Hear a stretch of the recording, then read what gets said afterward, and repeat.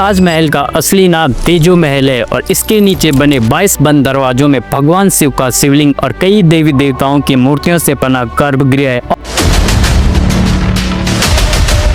और ताजमहल को हम किस प्यार की निशानी से मानते हैं? उस मुमताज की जिसके मरने के बाद शाहजहां ने अपनी ही बेटी से शादी कर ली थी। Taj Mahal is not a symbol of love, it's a symbol of atrocity, symbol of genocide. अरे तो क्या करें, तोड़ दें। देखो, ताजमहल एक मंदिर है और इस दावे का सबूत इसके ऊपर के गोल गुंबद पर रखे कलश जैसे स्ट्रक्चर में ही मिल जाता है। क्या कभी किसी टूम या मकबरे में कलश रखा जाता है? और आखिर ताजमहल की नक्काशियों में त्रिशूल जैसी आकृतियां क्यों बनी?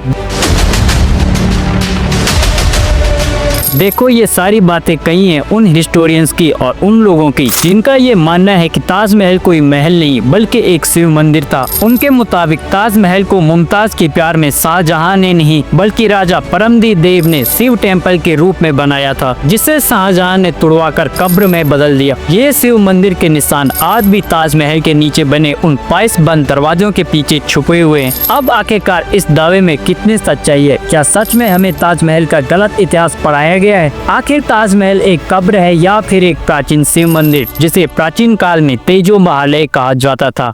दुनिया का 7वां अजूबा, प्यार की निशानी और अद्भुत कलाकारी।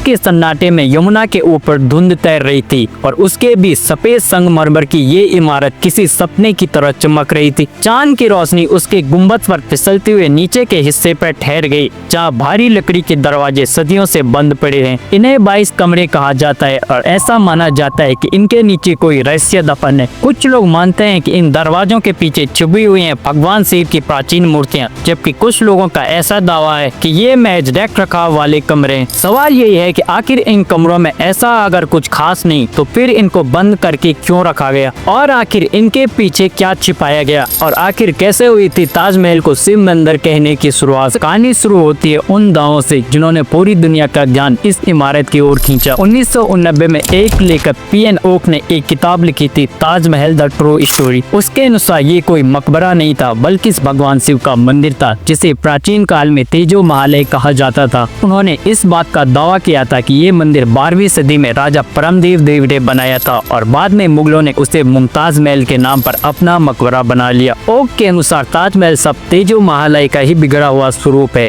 उनकी किताबों में कुछ पुरानी तस्वीरें और नक्शे भी हैं। उन्होंने इस बात पर दावा किया कि ये सारी चीजें मिलकर साबित करते हैं कि ताजमहल एक मंदिर था। पर क्या पी.एन. ओक की ये कहानी सच थी? सन 2000 में पी.एन. ओक ने अपनी किताब और उसमें बताई गई तथ्यों के आधार पर सुप्रीम कोर्ट में इस बात की याचिका दायर की कि ताजमहल के सच्चे इतिहास को सबके सामने लाया जाए। सुनवाई के दौरान जजों ने इस बात को साफ कह दिया कि इस तरीके के दावों को कोई ठोस सबूत अवेलेबल नहीं है और उन्होंने याचिका को खारिज कर दिया। लेकिन ये विवाद यही नहीं रुका। सन 2005 में एक और याचिका दायर की गई जिसमें कहा गया कि ये इमारत यानी ताजमहल किसी चंदेल राजा के द्वारा बनाई गई थी। फिर 2022 में रजनी सिंह नाम के एक सामाजिक कार्यकर्ता ने इलाहाबाद हाई कोर्ट में फिर से याचिका दायर की और उनकी मांग थी कि ताजमहल के 22 कमरों का जो बंद पड़े हैं उन्हें खोला जाए ताकि ये पता लगाया जा सके कि वहाँ पर वास्तव में कोई हिंदू देवी देवताओं के मूर्तियाँ या इंस्ट्रूमेंट्स तो नहीं है। अब जैसे जैसे ये खबर फैलती चली गई वैसे वैसे लोगों के बीच जिज्ञासा बढ़ने लगी। टीवी चैनल्स पर डिबेट होने लगे, अखबारों में हेडलाइंस छपने लगी कि क्या ताजमहल का सच बंद दरवाजों में छिपा। किसी ने गुम्बद के ऊपर के कलश को मंदिर का प्रतीक बताए तो किसी ने दीवारों पर बने फूलों को शिवलिंग की आकृति कहा। सोशल मीडिया पे तस्वीरें वायरल होने लगी और हर कोई अपना अपना तर्क दे रहा था। हालांकि किसी के पास भी कोई पक्का सबूत नहीं था। तो आखिर ताजमहल के नीचे बने उन 22 बंद दरवाजों का रहस्य है क्या? क्या ये कमरे केवल रख रखाव के लिए हैं? और अगर ऐसा है तो फिर इनको खोला क्यों नहीं जाता? सरकार या पुरातत्व विभाग उन कमरों के अंदर की तस्वीरें जारी क्यों नहीं करता? कुछ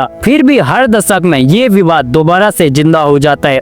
एक्चुअल प्रूफ्स की बात की जाती है, वही दावा दोहराया जाता है कि 12वीं सदी में राजा परमार देव ने 1212 ईस्वी में तेजो महल ताजमहल बनवाया था, जिसे बाद में शाहजहां ने हड़प लिया और हमारे देश की राजनीति ने भी इस विवाद को बहुत हवा दी है। 2017 में एक सांसद ने कहा कि ताजमहल मूल रूप से एक शिव मंदिर है। 2019 और 20 में भी दूसरे नेताओं ने यही बात दोहराई और इन बयानों ने विवादों को और ज्यादा हवा दी। और इन सब के बीच अमेरिका के एक ऑथर स्टीफन नेप ने अपने लेखों में लिखा कि ताजमहल के अंदर कई हिंदू चिन्ह हैं। उन्होंने काफी सारी तस्वीरें एज ए प्रूफ पब्लिश भी की। हालांकि इन दावों को कभी भी कोई साइंटिफिक कंफर्मेशन नहीं है। सोशल मीडिया ने इन्हें सच मान लिया और इन सब के बीच हाल ही में 2025 में द ताज स्टोरी फिल्म का ट्रेलर आया और उसमें ताजमहल के ऊपर बने कलश, गुम्बद के आकृति और इसके शिव मंदिर होने की बातों को फिर से उठाया। फिर से ताजमहल शाहजहां ने बनवाया था। दुनिया में कोई ऐसा मकबरा कभी देखा है कि जिसके ऊपर गुम्बद हो, गुम्बद पर कलश हो? इसका ताजमहल का डीएनए टेस्ट करवाए। से लोग इस बात पर चर्चा कर रहे हैं, लेकिन अभी तक कई सारे लोगों को शायद ये नहीं पता कि इन सारी चीजों के ऊपर अदालतें पहले ही इन विषयों पर सुनवाई कर चुकी हैं और अपने फैसले दे चुकी हैं। लेकिन अभी भी कुछ लोग ऐसे हैं जिनको इस तरह से लगता है कि शायद उनकी सरकारें या इतिहासकार असली सच छिपा रहे हैं। अब चूंकि कई लोगों का ये बड़ा मजबूत सा विश्वास है, तो इसके पीछे की वजह भी जान लेना जरूरी है। आखिर ऐसी क्या बातें हैं जिसकी वजह से लोगों को ऐसा लगता है कि ताजमहल एक मंदिर है? और 4 सदियों पहले 1631 के एक गर्म दोपहर में बुरहानपुर में मुमताज ने अपनी आखिरी सांस ली थी। कहा जाता है उस पल शाहजहां चुप रह गए, जैसे किसी ने उनकी आत्मा ही छीन ली। उन्होंने उस वक्त सिर्फ एक वादा किया कि मुमताज की याद को कभी भी मिटने नहीं देंगे। उसी वादे से शुरू हुआ एक निर्माण जो आगे चलकर दुनिया की सबसे खूबसूरत इमारत बन गया। 1632 में शाहजहां ने अपने दरबारियों को बुलाया, फारसी नक्शे आर्किटेक्चरल स्टोर टेबल पर फैलाई, जगह चुने यमुना किनारा ताकि आगरा किले से भी उसे देखा जा सके। राजा जय सिंह से जमीन ले गई लगभग 22 एकड़, जिसके बदले में शाहजहां ने उन्हें अपनी 4 हवेलियां दी। इसके बाद यमुना किनारे की मिट्टी को बराबर किया गया, नींव के नीचे कुएं बनाई गई ताकि पानी की नमी से दीवारें ना हिले। मकराना से सफेद संगमरमर लाने के लिए ऊंटों और बैलों की लंबी कतारें बनाई गई। हर पत्थर अलग चुना गया क्योंकि संगमरमर का हर कण रोशनी को अलग अलग करके रोशनी को अलग अलग तरीके से रिफ्लेक्ट करता है। नींव में ईंटों और चूने के साथ खास मिश्रण डाला गया जिसमें मलबरी सीड्स और जैगरी से बना हुआ कंपाउंड इस्तेमाल हुआ।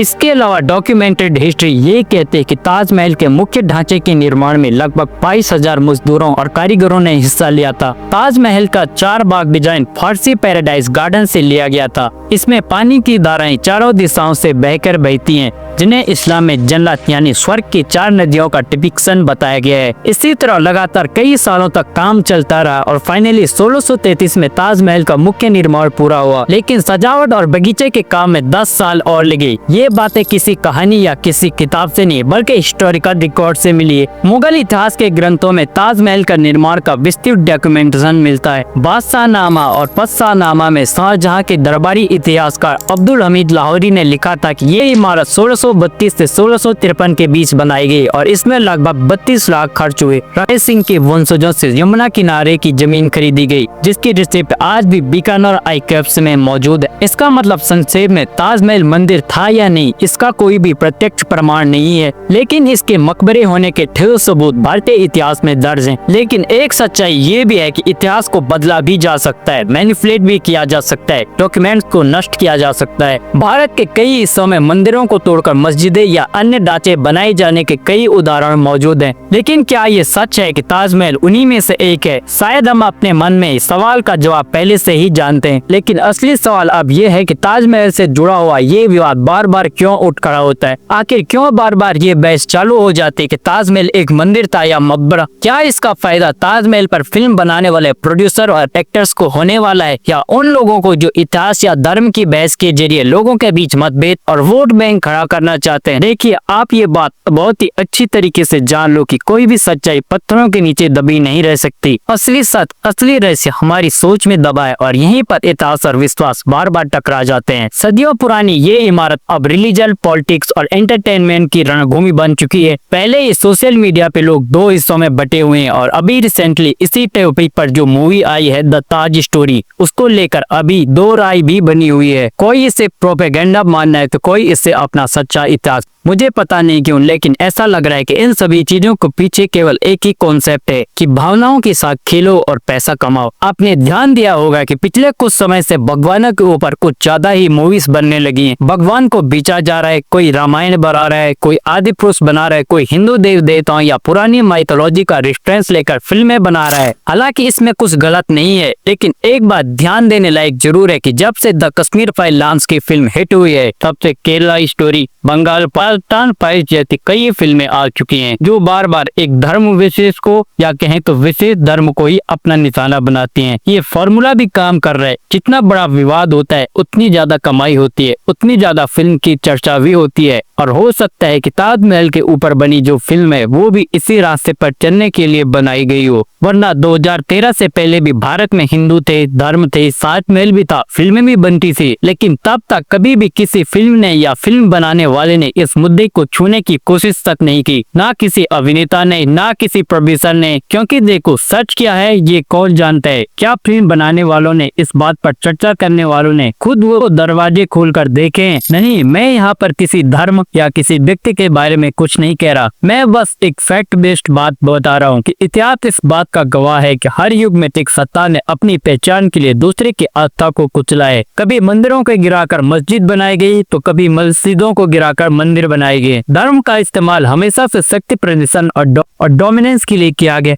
भक्ति के लिए नहीं। और आज भी इसी चीज को दोहराया जा रहा। फर्क बस इतना है कि पहले जो लड़ाइयाँ थी तलवारों से होती थी और आजकल सोशल मीडिया और ट्वीट से होती हैं। आज की राजनीति में ये विवाद किसी इमारत से ज्यादा एक हथियार बन चुका है। अलग अलग राजनीतिक दल इसे अपनी विचारधारा के हथियार की तरह इस्तेमाल करते हैं। एक पक्ष मंदिर का नाम लेता है तो दूसरा पक्ष जवाब में मकबरे का नाम लेता है, और जनता इन दोनों के बीच में उलझी रहती है। ये नहीं सोचती कि 17वीं शताब्दी में चाहे ताजमहल बनाया गया हो या तेजो महल, वो आज तक वैसा का वैसा ही है। लेकिन 2025 ने बनाई गई सड़क 2026 तक नहीं चल पाती।